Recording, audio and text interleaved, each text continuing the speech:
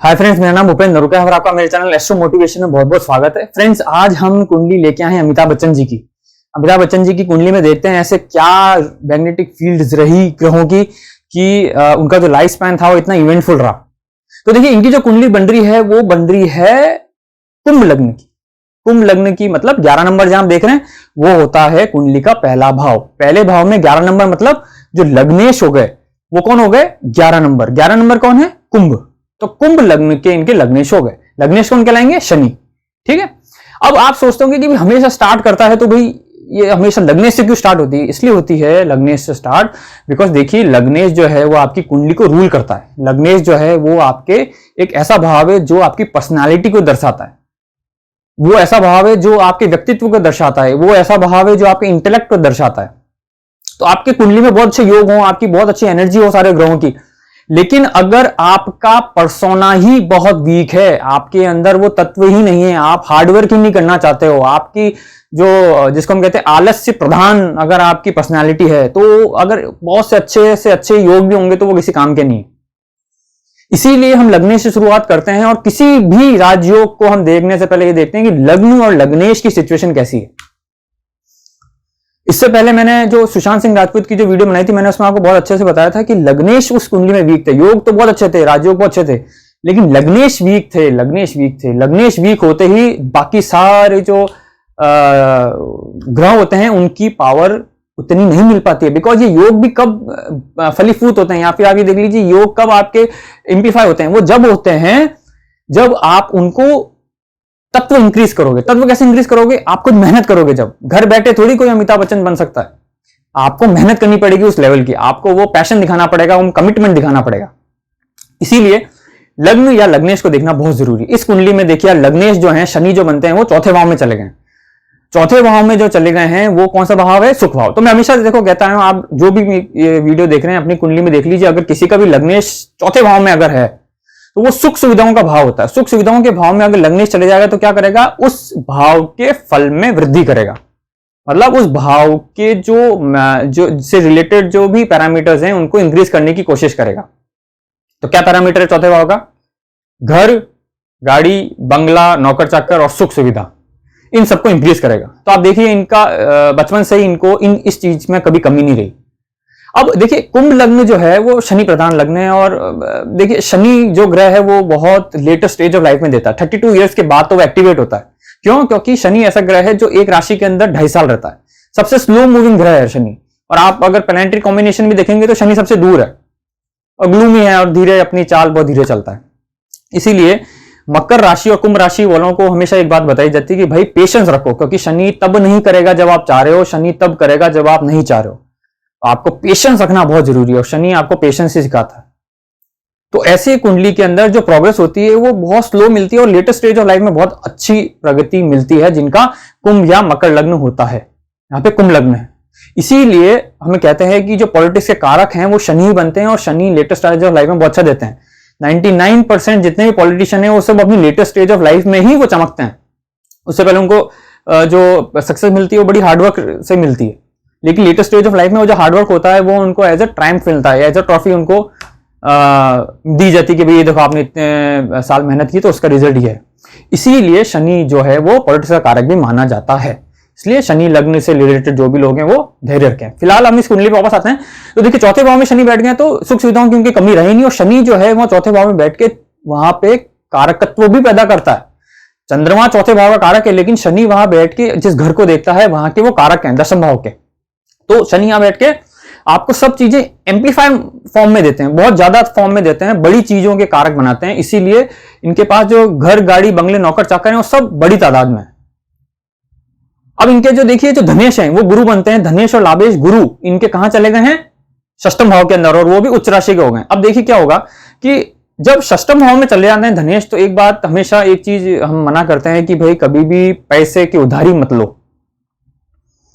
जब धनेश षष्टम भाव में चले जाते हैं तो हम ये बोलते हैं कभी भी किसी से लोन मत लो। और जब षष्टम भाव का स्वामी धन भाव में चल जाता है तो हम बोलते हैं किसी को लोन मत दो, क्योंकि वो ऋण योग बनता है। तो यहां पे देखिए जो धनेश हैं वो यहाँ पे षष्ठम भाव के आ गए हैं, जो कि ये दिखाता है कि डेफिनेटली इनको किसी से भी लोन जैसी चीज नहीं करनी चाहिए। लेकिन क्योंकि वो गुरु जो है वो षष्ठम भाव में दुष्स्थान में आके उच्च राशि के जरूर हुए, लेकिन वो अपनी प्रवृत्ति नहीं छोड़ते। उनकी प्रवृत्ति क्या है? उनकी प्रवृत्ति है सौम्यता, जेनरोसिटी, कामनेस, हम्बलनेस। ये अच्छी अच्छी चीजें जो बहुत फ्रूटी वर्ड्स हैं, ये गुरु के लिए हम यूज करते हैं। तो अगर षष्ठम भाव में आ जाएगा तो क्या करेगा? जो भी आएगा उनको वो पैसा लेने की या देने की कोशिश करते हैं, और तभी ये कर्जे में आ जाते हैं। और यही इनके साथ हुआ।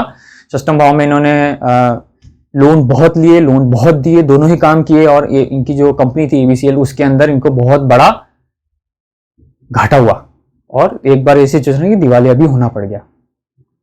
अब इनके अष्टम भाव को आप देखते हो तो अष्टम भाव में आपको यहाँ पे सप्तम भाव का स्वामी, यहाँ पे पंचम भाव का स्वामी, यहाँ पे नवम भाव का स्वामी, सब बैठे हुए आपको यहीं मिलेंगे। यहाँ पे बुध, सूर्य, शुक्र और मंगल यहाँ आके बैठे हुए हैं।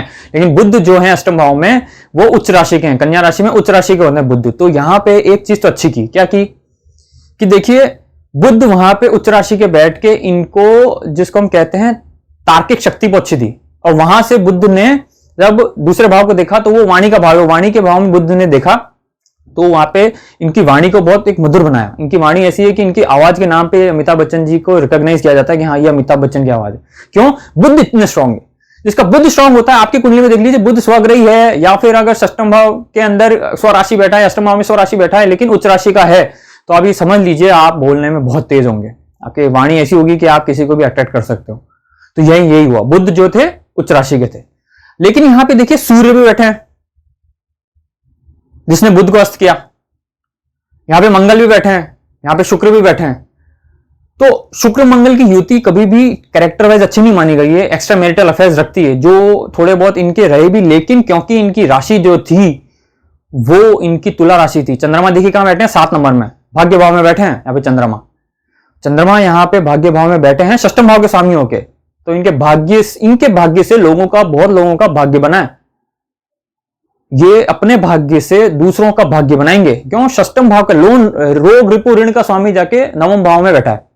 तो इन्होंने अपने नाम से बहुत लोगों का करियर बनाया है, खुद के बेटे का भी करियर इन्होंने ही बनाया है, या जो भी इन्होंने जो हेल्प की वो इन्होंने इनके करियर से, या इनका जो भाग्य था वही इनके बेटे को मिला, जिससे उनका जो अभी एट प्रेजेंट सिचुएशन है वो इनकी वजह से ही है। क्यों है? क्योंकि रोग रिपु ऋण का स्वामी जाके चंद्रमा में बैठ गया। लेकिन चंद्रमा यहाँ पे नीचाभिलाषी है, 8 नंबर में जाने को आतुर है, नीच राशि की जाने की तरफ इच्छुक। तो माता से इनको व्यवधान हुए। चंद्रमा जो है वो वृश्चिक राशि में नीच राशि के होते हैं, माता से इनका इतना सुख नहीं मिल पाया, उनकी अर्ली एज में डेथ हो गई, इसीलिए चंद्रमा नीचाभिलाषी हुआ। सूर्य वहां बैठा है, सूर्य जो है आत्मा के कारक है, सूर्य को कभी अष्टम का और षष्टम का दोष नहीं लगता है। लेकिन क्योंकि वहां सूर्य बैठे हैं और इन्होंने अस्त किया, उस वजह से जो स्ट्रगल्स थे वो थोड़े से एसोसिएट हो गए। अब इस कुंडली को, अब केतु देखिए आप यहाँ पे लग्न में बैठे हो, केतु जब लग्न में बैठ जाते हैं और राहु सप्तम भाव में, तो डेफिनेटली देखिए आपको मैरिज लाइफ से रिलेटेड तो इश्यूज थोड़े रहेंगे, उसमें तो कोई दो राय नहीं है। मैरिज लाइफ में आपको प्रॉब्लम्स रहेंगी और वो हैं भी सही। लेकिन क्योंकि ये तुला राशि के हैं, सामंजस्य प्रधान राशि है, ये सामंजस्य करना जानते हैं, बैलेंस करना जानते हैं। गुरु की चंद्रमा पे दृष्टि है, गुरु की चंद्रमा पे दृष्टि की वजह से ये गज केसरी योग बन गया। ये इंसान इतने अच्छे हैं कि इन्होंने सब वर्स्ट से वर्स्ट सिचुएशन को भी हैंडल कर लेंगे। लग्नेश बहुत अच्छा है, लग्नेश खुद अपने ही भाव को वापस देख रहे हैं, इस वजह से इन्होंने वर्स्ट से वर्स्ट सिचुएशन में भी अपने आप को कभी डगमग नहीं किया। और यहीं पे बात आती है जो मैं कह रहा था, आपके बहुत अच्छे योग हों लेकिन आपका लग्न खराब है, आपकी सोच खराब है, आपका व्यक्तित्व खराब है, आप किसी के लिए बुरा चाहते हो, आप अपने दिमाग में किसी के लिए नेगेटिविटी भरे हुए हो, आप अपने आसपास मैग्नेटिक फील्ड ही नेगेटिव बनाए हुए हो, तो आपके कोई भी राजयोग काम नहीं करेंगे। जस्ट उसके ऑपोजिट इनके साथ हुआ है। इनका मन अच्छा है, इनकी सोच अच्छी थी, गज केसरी योग के इंसान थे। बुध वहां पे अष्टम भाव में स्वराशि का बैठा है, विपरीत राजयोग बना। शुक्र वहां पे अष्टम भाव के अंदर कन्या राशि में नीच की हो रहे हैं, लेकिन बुध भी वहीं बैठ गए, तो ये नीच भंग राजयोग बना। तो नीच भंग राजयोग, गज केसरी योग और विपरीत राजयोग। विपरीत राजयोग क्यों एक्टिवेट हुआ? क्योंकि यहां पे लग्नेश भी स्ट्रांग थे, उस वजह से इस कुंडली को बहुत बल मिला और ये अमिताभ बच्चन जी की ही कुंडली बनी। ये कुंडली अगर आप एक बार देखोगे तो आपको लगेगा नहीं कि यार इस कुंडली में तो दम है, क्योंकि अष्टम भाव में अगर आप इतने ग्रह देख लोगे तो वैसे ही आप, अगर आप बताओ नहीं किसी को कि ये अमिताभ बच्चन जी की कुंडली है, तो इसके प्रेडिक्शन बहुत ही उल्टे जा सकते हैं। लेकिन इस कुंडली में बात आती है, हमें चलित कुंडली को भी देखना जरूरी है। अगर आप सिर्फ लग्न कुंडली देख के रह जाओगे तो आप पता नहीं कर पाओगे इस कुंडली में ताकत कितनी है। योग हम लग्न कुंडली से देखते हैं, लेकिन कौन से दशा के अंदर वो ग्रह जिसकी दशा चल रही है वो कौन से भाव का फल देगा, वो हम चलित कुंडली से देखते हैं। तो अब देखिए, इस चलित कुंडली, यही लग्न कुंडली को हम चलित कुंडली जब देखते हैं लग्न कुंडली की, तो पता लगता है कि देखिए यहां ग्रह जो हैं आपके फल दे रहे हैं नवम भाव का। नवम भाव में फल देने की वजह से क्या हुआ, भाग्य का घर होता है नवम भाव, और जब ये इनकी दशा चलेगी, ये जो नवम भाव में ग्रह बैठे हैं, तो इनके भाग्य में वृद्धि होगी, और वही हुआ। लेकिन इनके जब शनि में सूर्य की दशा चल रही थी 1982 जुलाई में, तब इनको दशा चल रही थी शनि में सूर्य की, और शनि सूर्य आपस में अति शत्रु हैं। लेकिन शनि ने, क्योंकि लग्न को देख रहे थे, तो शनि ने लग्न को देख के खुद के घर का कभी नुकसान नहीं किया। इसलिए मैं कहता हूं, ग्रह अगर खुद के घर को देखता है तो कभी नुकसान नहीं करता, और वही हुआ, शनि ने खुद के घर को देखा।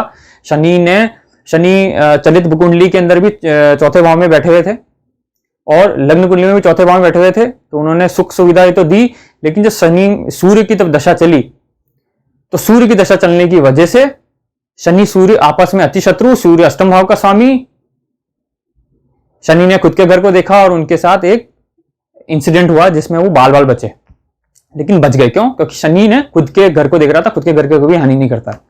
पहला। दूसरा, ये कुंडली आप देखिए पूरी तरह से नौकरी वाली कुंडली है, क्योंकि देखिए षष्ठम भाव बहुत स्ट्रांग है और तीसरा भाव बहुत स्ट्रांग है। तो मैं हमेशा कहता हूं, अगर आपको देखना है कि मैं सर्विस लायक इंसान हूं कि बिजनेसमैन लायक इंसान हूं, तो आप अपने षष्ठम भाव और सप्तम भाव, छठा भाव और सप्तम भाव को देखो, और कुछ मत देखो। तो यहाँ षष्ठम भाव बहुत स्ट्रांग है, तो ये बिजनेस की कुंडली नहीं बनती है, ये नौकरी की कुंडली बनती है, कंपटीशन की कुंडली बनती है। सप्तम भाव जो है आपका, वो बिजनेस भाव होता है, लेकिन बिजनेस भाव में राहु बैठा है, राहु वो जहां बैठा है उसका स्वामी भी अष्टम भाव में है।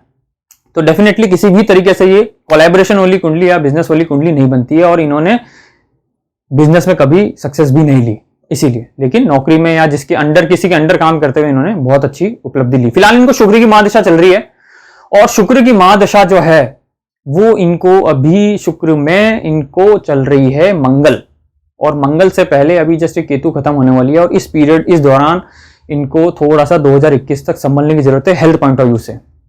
अगर ये स्पैन निकाल लिया, शुक्र वाला स्पैन, शुक्र में केतु, शुक्र में मंगल वाला जो स्पैन चल रहा है अभी, ये अगर निकाल लिया, तो इनकी कुंडली 2021 के बाद काफी हेल्थ पॉइंट ऑफ व्यू से स्ट्रांग हो जाएगी, और ये आगे भी बहुत अच्छा काम करेंगे और नाम कमाएंगे, क्योंकि शुक्र इस कुंडली में कारक है। शुक्र की जो महादशा भी चल रही है इनको, ये कारक की दशा चल रही है, इसलिए घबराने की जरूरत नहीं है। लेकिन क्योंकि अभी जो अंतरदशा चल रही वो अष्टम भाव के फल दे रही है, उस वजह से थोड़ी सी दिक्कत पैदा होगी।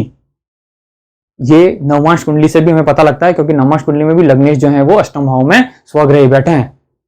इसीलिए अगर 2022 तक इन्होंने ये पीरियड निकाल लिया, या 2021 से एंड और 2022 के स्टार्टिंग वाला पीरियड निकाल लिया, तो इनकी लाइफ जो है वो बहुत लंबी है, बहुत प्रोग्रेस है, और कोई दो राय है ही नहीं कि ये बहुत आगे प्रोग्रेस करेंगे अभी और ज्यादा। तो फ्रेंड्स, कमेंट बॉक्स में जरूर लिखिएगा आपको ये कुंडली कैसी लगी, और अगर आपको भी अपनी कुंडली इवैल्यूएट करनी है तो कमेंट बॉक्स में वर्ड डिटेल्स जरूर लिखें। Thank you.